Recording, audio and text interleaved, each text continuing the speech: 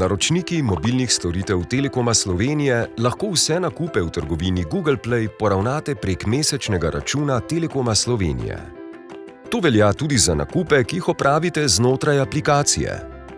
S tem si zagotovite varno in enostavno plačilo, izognete pa se tudi vpisovanju številke svoje plačilne kartice.